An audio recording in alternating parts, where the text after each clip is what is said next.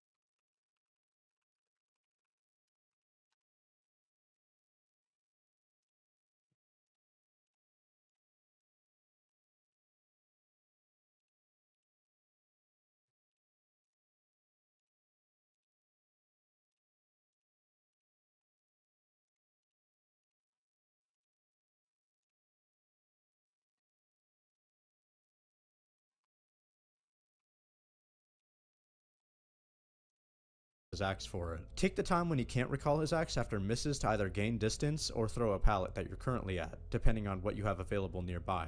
However, if he's right behind you and he has his axe ready, try not to drop a pallet before he hits you. You're basically just going to give him a free hit and a free pallet to destroy at the same time. And I figured there's no better time than now to mention this, so let's just get into it. As mentioned earlier, Springtrap can throw his axe over most obstacles, including strong fillers like this. This requires rather precise timing, spacing, aim, and luck, but once you get good at it, it elevates Springtrap to an extremely high level and allows you to hit rather unexpected shots. If you're a survivor and think a killer is going for these shots, be sure to look up and try to be unpredictable with where you move. And don't be afraid to give up a little distance in order to dodge his projectile. As long as you have enough cover, you should still be safe even if he gains a little ground, because he slows down for a bit after the throw. Keep in mind that ranged killers aren't dash killers. No matter how close they get to hitting you, if they miss, they're likely losing a lot more than they gain. In Springtrap's case, he loses his axe for a few seconds, which gives you some time to get away without any further risk of getting hit. After learning how to do orbitals, you might be tempted to use them all the time, everywhere, and every chance you get, but keep in mind that this only works sometimes, and it's by no means your best play in every situation, or even most situations. Orbitals, while fun to go for, are not important when it comes to actually winning a game or ending a chase at Springtrap. With that said, most of the time your best play will be what I discussed earlier: zone survivor into pallet or vault and hit them during it. Simple. But of course, don't be discouraged from experimenting. You can do some wacky stuff with the axe, and I encourage you to go wild and have fun with it, but only if you don't mind losing a few chases or games for it.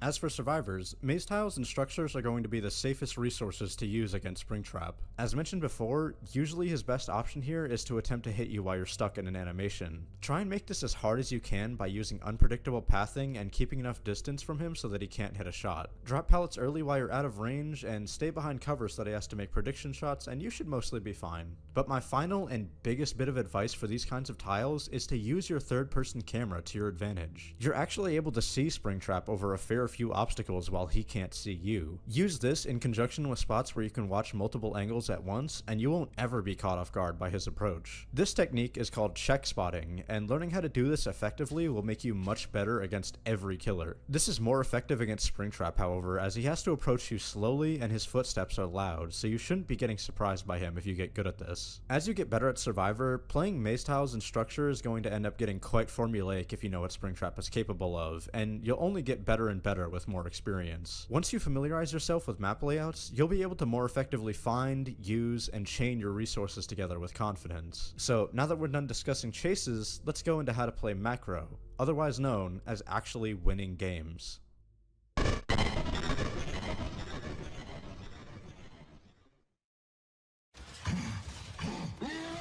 Macro is a bit of a hard thing to explain in one video about one killer, but I'll try my best to explain everything you need to know for Springtrap at least. As a survivor, quickly get your bearings on where you've spawned, split it from your teammates, and look for generators. One person will usually get found in the process, but as long as you all split up and use my chase tips, you should be able to get a lot of progress in before the killer gets their first hook. If you get a chance, check the cameras and try to reveal Springtrap every now and then to your teammates, as this will not only ensure you don't get snuck up on, but it'll also help them in their chases. This isn't something you should do too frequently though, as it's a big waste of time if you can't find him. And don't forget, the security doors can actually run out of battery as well, so try not to waste their power. The best time to check cameras is while or right after Springtrap hooks a survivor, as there's very little he can do to stop the reveal from happening. When you're in chase, keep in mind that you can actually see the aura of nearby security doors. Use this to bring Springtrap close to them and allow your teammates to easily reveal him, giving you the advantage of wall hacks mid-chase. Moving back over to Springtrap, you're going to want to find survivors quickly and sneak up on them. Find a security door ASAP and travel to wherever the most likely spawn point of survivors are, or depending on how long it takes you to find a door, wherever they're most likely to have gone after spawning. This is something you'll be able to figure out over time, but don't worry about being too precise, as you can also use the lengthy undetectable effect to sneak up on survivors after exiting the door. This will help you get into your first chase, and using my tips from earlier, hopefully help you get your first down and subsequent hook relatively quickly. Getting your first hook fast is very important, as the whole game snowballs after that. To take the most advantage of a down as possible, try and hook the survivor near generators, basement, or if the game is already nearly over, exit gates, as you'll be able to defend both the hook and objectives at the same time, slowing down the game much more than you would just throwing survivors on any random hook. As a survivor, when you have a teammate on the hook, the game gets a lot more complex. Be sure to try and make unhooks as safe and easy as possible, which you can guarantee in a few ways. If you're in chase with the killer, especially while injured, don't run towards the hook. You might get tempted to run in for the unhook by yourself, but this will almost always result in you getting killed and your teammate getting tunneled. Instead, look for the aura of the hook and go the opposite direction, even if it gets you killed. When a teammate is on the hook, it's no longer your job to survive, it's to make sure the unhook happens. If the killer is choosing to stay close to the hook, you don't even have to run far. All you have to do is make the killer swing or look away for just a second, and that'll be enough for another survivor to sneak in and unhook without risking anything. If you're playing with friends, be sure to implement the two-man save method whenever you really need an unhook as well. Two survivors go in, one gets hit and runs away, the other one unhooks completely safely. This is really easy and incredibly powerful, so never forget how to do this. And don't forget to protect your teammate after they get unhooked rather than just letting them go off on their own. Stick together to make sure that survivor isn't targeted and tunneled out. But do you want to know what's better than getting a safe unhook? Not getting hooked in the first place. As a survivor in chase, take where you're going into account. Try to take the killer away from gens that are being worked on if possible, which might unfortunately mean avoiding strong structures such as shack and main building where generators usually spawn. And if you don't have anywhere to go, just go nowhere. Take the killer to an area where literally nothing is, such as where generators have already been completed or corners that are far away from the primary structures. Need a good place to die and have a teammate nearby? Try finding one of those god-awful filler pallets I mentioned earlier. If you're at one of these weaker pallets, do not bother dropping it in chase. Instead, die underneath it on purpose. This will give anyone nearby the opportunity, or at the very least, the ability to threaten Springtrap by trying to save you. If the killer picks you up while you're under a pallet, another survivor can drop it on their head and stun them and let you run free. This will pretty much make all the time they took chasing you beforehand completely null and void, as he won't earn a hook for it. And against Springtrap specifically, you can also gain the opportunity to force this scenario if you have the axe embedded in you. As a Springtrap player, be mindful of survivors trying to do this. Don't risk going for a grab attack if a survivor is under a pallet, especially if they're gesturing it on purpose. You can avoid using the grab attack by performing a lunge if you're far back, or a basic attack while looking away. As a matter of fact, be mindful of survivors dying under pallets on purpose in general. Sometimes it could just be bait, but it doesn't hurt to check. If someone is nearby, you can pretty quickly dispatch them with your axe, but if you pick up and someone's there, you're going to regret it. And before you commit to a chase at all, make sure the survivor isn't running somewhere that you don't want to be. Yes, your objective at the end of the day is to kill survivors, but if a survivor is intentionally playing dumb and revealing themselves to you, it's probably because it's more effort than it's worth to chase them. Stick close to your gens and only go out of your way to chase survivors who have already been hooked, and as such, are more likely to be closer to death. Because while the game is a 4v1, realistically, you can basically guarantee victory by just killing 2. See, 4 survivors alive at the same time will always kick your ass. You can't beat all 4 of them unless they screw something up. If you want to win, you have to dismantle the group. Putting people on the floor or hook takes them out of the game temporarily, but the remaining 3 can still get a lot done. The reason you want to aim for a kill is because this hurts the remaining survivor's chance of escape by a lot. Unhooking during a 3v1 is always either unsafe or requires a complete pause on objectives to guarantee, as there will only be 2 players remaining to perform a 2-man save. And once you get your second kill, there's basically nothing the remaining 2 can do to escape unless the gates are already powered. All you'll have to do from that point is hook one of the remaining 2 players, and the other one will just have to let them die. And if you find the last remaining player, that's game over. In conclusion, this killer is awesome. If you're a FNAF fan, I really hope you enjoy him as much as I do as a DBD fan. If you want some tips on what perks and add-ons to run, here's my honest suggestion.